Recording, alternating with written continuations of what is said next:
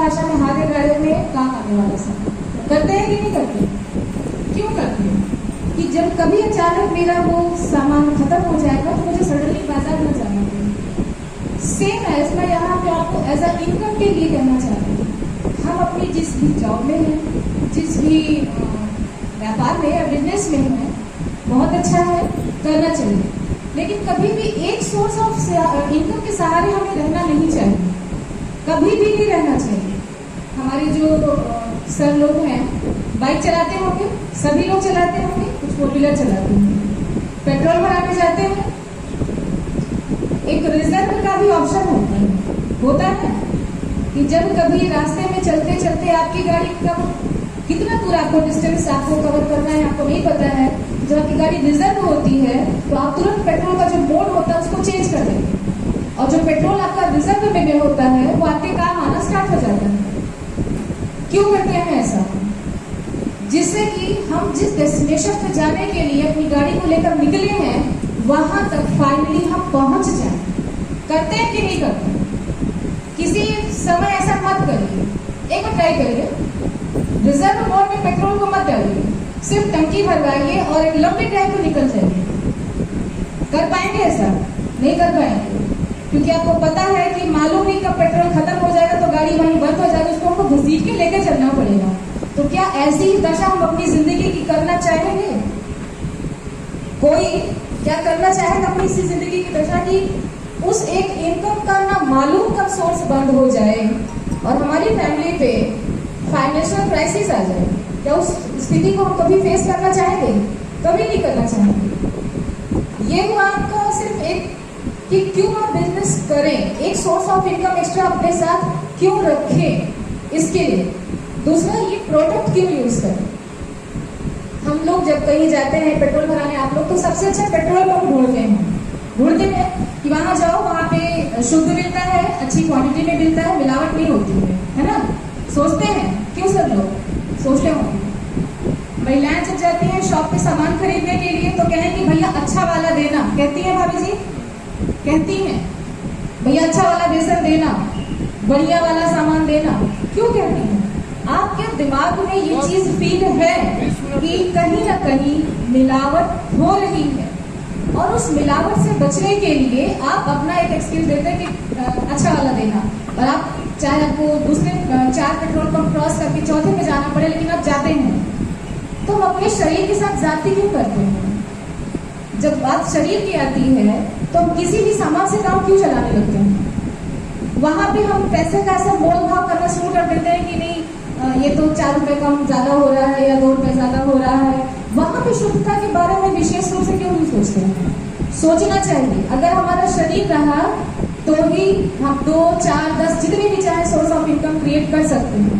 अगर शरीर से ही पड़े रहेंगे, आज सर दर्द, कल पेट दर्द, पैसों घुटने में दर्द, तो दर्द भरी जिंदगी को ही झेलते रहेंगे और उसी दर्द में जीते रह जाएंगे। थर्ड, कि हमें सुरक्षा, हमारी फैमिली को आज नहीं कल इस दुनिया से सभी को जाना है, कोई यहाँ पे अमृत पीकर नहीं आया।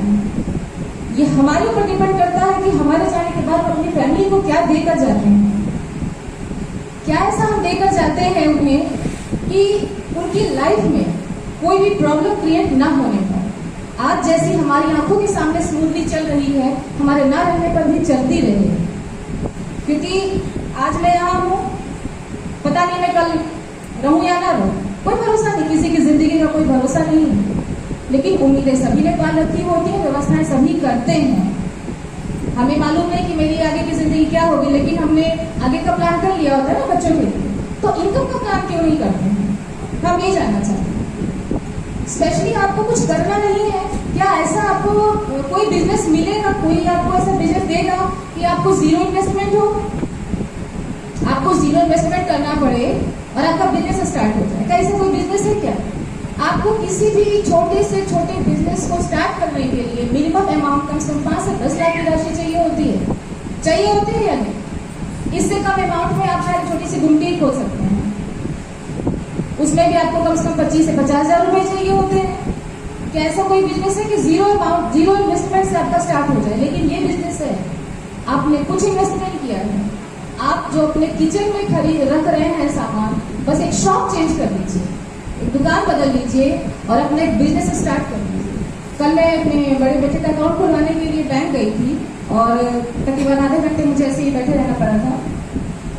उस बीच बैंक में तकरीबन 25 से 30 लोग के लगभग थे, 20-25 लोग थे और सभी इस स्टेटस के लोग थे, हाई प्रोफाइल के लोग थे और मिडिल क्लास लोग भी थे, सभी तरह के लोग थे बैंक में। मैं यही सोच रही थी कि क्या सबकी जिंदगी जैसी हमें मिली है वैसी ही जीने के लिए है। जो बिल गेट्स हैं उन्होंने एक बात कही थी कि अगर हम गरीब पैदा होते हैं तो ये हमारी गलती नहीं है, लेकिन अगर हम गरीब ही मर जाते हैं ये हमारी गलती है, ये हमारा फेलियर है। बात उस गरीब की नहीं है जिसके पास खाने का नहीं है, बात आपके डेवलपमेंट से है। अगर हम एक मिडिल क्लास फैमिली में जन्म लेते हैं तो क्या मिडिल क्लास फैमिली के होकर के ही अपनी जिंदगी को बिता देना ही हमारा दायित्व नहीं। हमारा दायित्व होता है कि हम अपनी जिंदगी को ग्रोथ दें, अपनी नेक्स्ट जनरेशन को ग्रोथ दें। ये नहीं कि आज हम 50,000 में अपना घर चला रहे हैं, हमारी जनरेशन भी अगर 50,000 में अपना घर चलाए। आज मेरे हस्बैंड लेक्चरर हैं, क्या इस बात की गारंटी ना मैं ले सकती हूँ ना मेरे हस्बैंड ले सकते हैं कि कल को मेरा बेटा भी लेक्चरर बन जाएगा? नहीं बन सकता। लेकिन अगर आरसीएम मैं कर रही हूँ, आज मैं रॉयल्टी होती हूँ तो कल को ये मैं गारंटी देती हूँ कि मेरा भी रॉयल्टी होगा और नेक्स्ट ईयर में टेक्निकल होगा। इसकी मैं गारंटी लेती हूँ। आरसीएम गारंटी देता है कि आप जिस लेवल पे अपना छोड़ेंगे बिजनेस, उसी लेवल से आपके बच्चे को ट्रांसफर कर दिया जाएगा। क्या कोई जॉब में आपको ऐसा कर सकता है क्या? no. वो लेक्चरर से रिटायर होंगे तो मेरे बेटे को कितना भी मैं एजुकेशन दिला दूं, कभी एज अ लेक्चरर उसको जॉब नहीं प्रोवाइड कराई जाएगी। आप जानते हैं उतना ही स्ट्रगल आपके बच्चों को करना पड़ेगा। एक आईएएस अधिकारी होते हैं, जॉब बहुत अच्छी है, बहुत ही रिस्पेक्टेड जॉब है, मैं खुद भी इस जॉब को बहुत रिस्पेक्ट देती हूँ, लेकिन कहीं ना कहीं एक माइनस पॉइंट है उस जॉब। एक आईएएस की लाइफ बहुत ही रेपुटेटेड होती है, उसके आसपास बॉडीगार्ड होते हैं, जहाँ भी जाते हैं बहुत रिस्पेक्ट मिलती है। लेकिन जब वो रिटायर हो जाते हैं तो उनकी नेम प्लेट के आकर रिटायर्ड आईएएस ऑफिसर हो जाता है और उसके बाद वहीं पर उनका जो रिस्पेक्ट होता है वो हाफ हो जाता है और उनके बच्चों का जीरो हो जाता है, क्योंकि आपकी वो प्रतिष्ठा आपके पद के साथ थी। पद गया, प्रतिष्ठा भी चली जाती है। उसके लिए उसी प्रतिष्ठा को पाने के लिए आपको बच्चों को भी उतना ही हार्ड वर्क, उतना ही ज्यादा जो एजुकेशन का लेवल होता है, जो कंपटीशन होता है, वो फाइट करना पड़ता है आपके बच्चों को। तो हम अपने बच्चों को आज जो पढ़ा रहे हैं उतने ही हार्ड स्ट्रगल के लिए पढ़ा रहे हैं क्या? मैं ये नहीं कह रही हूँ आप जॉब मत करिए, बिजनेस मत करिए, जरूर करिए, लेकिन सिर्फ एक सोर्स ऑफ इनकम के भरोसे नहीं रहना है। अगर हमारे घर में 3-4 तरीकों से पैसे आए तो क्या तकलीफ है क्या कोई? अगर जाने के 10 सोर्सेज हैं तो क्या आने के 5 सोर्सेज भी नहीं होने चाहिए क्या? अगर जाने के लिए दूध वाले को भी पैसा देना है, बेटे को भी फीस देनी है, राशन की दुकान में भी पैसा देना है, किराया भी देना है, बाहर वाले को भी देना है, काउंट करिए तो महीने में कम से कम मोटे 20 हिसाब होते हैं भाभी जी, होते हैं। तो क्या आपके पास 20 सोर्स ऑफ इनकम है? 2 हैं बस, उससे अधिक नहीं कर सकते, लेकिन हमें करना चाहिए। हम कब तक उन्हीं एक से लेकर के करते रहेंगे कि बस उसी में गोल वेल हिसाब बजट बना के कि ये करना है। जैसे सर ने बोला ना, सैलरी आते ही जाने के लिस्ट बननी स्टार्ट हो जाती है, बेटे की फीस, दूध वाले का पैसा, होता है ना। तो क्या हम अपने आप को उस लेवल तक ना लेके जाए कि हमें ये लिस्ट ना मेक करनी पड़े? जब कोई भी आए कि हाँ आपका इतना हो रहा है, ठीक है बेटा ले जाओ, कोई दिक्कत नहीं। जब हमारे सोर्स ऑफ क्या बोलते हैं आउटगोइंग सोर्सेज जब हमारे 20 हैं तो हमारे इनकम के सोर्सेज भी 10 तो होने ही चाहिए, इतने तो होने ही चाहिए। और अगर ऐसा कोई आपको अवसर मिल जाए जहाँ पे आपको कुछ भी पैसे ना लगाने हो, आपको कोई टाइम नहीं देगा, इतना टाइम फ्रीडम है आपके पास। आज हम सर हम लोग प्रयास यहाँ से क्यों आ पाए हैं? सर के पास टाइम ठीक है, कोई दिक्कत नहीं। अगर जॉब में हम होते या किसी ऐसी पर्टिकुलर तो सोचना पड़ता छुट्टी का दिन ढूंढे क्या, तो सोचना पड़ता छुट्टी का दिन ढूंढे क्या, कहीं आपको घूमने जाना पड़ता है, छुट्टी पास करानी पड़ती है। अगर हफ्ते भर की छुट्टी पास होगी तो वाह वाह, नहीं तो 4 दिन का लगा के चले आते, भैया पहले से नहीं आ पाएंगे, हमें छुट्टी नहीं मिलता। मेरे जो छोटे नेबर है वो प्राइवेट जॉब में है, तो जल्दी घर नहीं आ पाते हैं। बहुत तीस इस बात के लिए कितनी बार तो ऐसा होता है कि मम्मी बीमार होती है पर वो देखने नहीं आ पाते हैं। क्यों? जॉब ऐसी, अपनी मर्जी के मालिक नहीं हो वहां पर। लेकिन यहाँ पर आप अपनी मर्जी के मालिक हैं। आज मेरा दुकान खोलने का मन नहीं कर रहा, नहीं खोलूंगा, लेकिन इसका ये मतलब नहीं कि मेरा बिजनेस डाउन हो जाएगा। अगर किसी की शॉप होगी तो बेहतर तरीके से जानते हैं कि दुकान का शटर ओपन होने के साथ में उनकी अर्निंग ओपन होती है और दुकान का शटर गिरने के साथ में उनकी अर्निंग वहीं बंद हो जाती है, और तब तक बंद रहती है जब तक वो दुकान का शटर वापस ओपन नहीं होता है। क्या किसी के अंदर ये हिम्मत है कि कंटिन्यू 6 महीने तक अपनी दुकान को बंद रखे और कहे कि मेरा अभी मन नहीं है, मैं साल भर के बाद दुकान ओपन करूंगा? किसी की हिम्मत नहीं होती है, क्योंकि पता है जब तक दुकान खुलेगी तब तक इनकम आनी है, जिस दिन दुकान बंद रखूंगा उतनी इनकम नहीं आनी। तो क्या ऐसा कुछ बिजनेस हम कर सकते हैं कि जब हम सो रहे हों? रतन टाटा जी का एक बहुत अच्छा मुझे वो स्लोगन लगता है कि अपनी जिंदगी को उस दिन आप सफल पाना जब आप सो रहे हो, फिर भी कोई आपके लिए काम कर रहा है और आपकी इनकम का सोर्स बन रहा है। जिंदगी उस दिन आपकी सफल होती है। तो बस इन्हीं शब्दों के साथ मैं सच बताऊं तो पिछले कुछ ही टाइम से मैं आसियन कर रही हूँ, लेकिन जब इसका विजन मैंने देखा तो मुझे लगा कि इतना सिंपल सा बिजनेस बताने के लिए लोगों को इतना समझाना क्यों पड़ता है, मुझे नहीं समझ में आया। कल बैंक में बैठे बैठे ये सोच रही थी कि इतनी सिंपल सी चीज़ है कि आप अपनी शॉप चेंज कर दीजिए। आज मैं छोटी सी बात बता दूं, मैं अगर ये कह दूं, आसियन की बात मैं साइड रख दूं कि आप यहाँ से 1 किलोमीटर दूर जाइए, वहाँ पे अगर आप राशन की दुकान पे जाएंगे तो आपको 100 रुपये को लेस कर देता है बिल्कुल।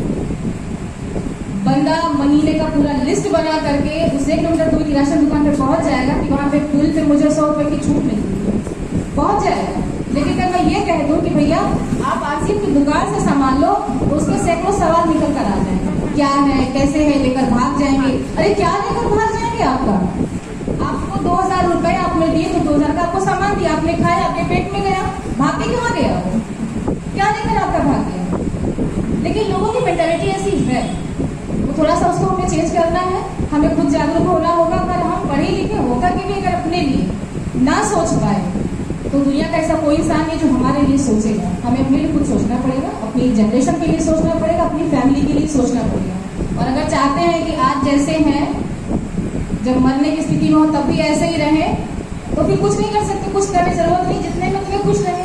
लेकिन अगर चाहते हैं कि जब जिस समय हमारा आखिरी समय हो तो मेरे मन में संतुष्टि का भाव हो कि मैंने अपने लिए भी कुछ किया, अपने बच्चों के लिए भी कुछ किया और अपने समाज के लिए भी कुछ किया। मान सम्मान आपको इतना मिलता है, पैसे बहुत मिले, लेकिन अगर आपको रिस्पेक्ट ना मिले तो कहीं ना कहीं आपको मन में खालीपन महसूस होता है। एक जब बड़े स्टेज पे आपका सेलिब्रेशन होता है, हजारों लोग आपके लिए तालियां बजाते हैं, तो उस समय जीवन धन्य लगता है। लगता है कि हाँ मैं कुछ हूँ, मेरा पढ़ना लिखना शायद कुछ सार्थक हुआ, उस समय कहीं लगता है। मैं अपनी एजुकेशन के बारे में आपको बताऊँ, मैं संस्कृत से MA हूँ, नेट क्वालिफाई किया, B.Ed भी किया। जॉब के लिए बहुत विशेष प्रयास नहीं किया क्योंकि फैमिली में उलझ की थोड़ा सा रह गई, लेकिन जब थोड़ा सा लगा कि जॉब के लिए करूँ तो इतना ज़्यादा कंपटीशन है कि आप फैमिली में रह करके बच्चों के उतना नहीं कर सकते हैं। लेकिन आज जो गवर्नमेंट जॉब की स्थितियाँ हैं उसको देखकर मेरा मोह भंग हो चुका है। इतना स्ट्रगल है, आप रात दिन मेहनत करिए, कोचिंग करिए, घर में किसी तरह 24 घंटे से समय निकाल कर आप पढ़िए, उसके बावजूद जब इंटरव्यू की बारी है तो आपको पैसे भी देने 15 लाख 20 लाख बोली लगती है कि पदवी नहीं। तो कहीं ना कहीं मेरा मोह भंग हो गया ऐसी नौकरी से।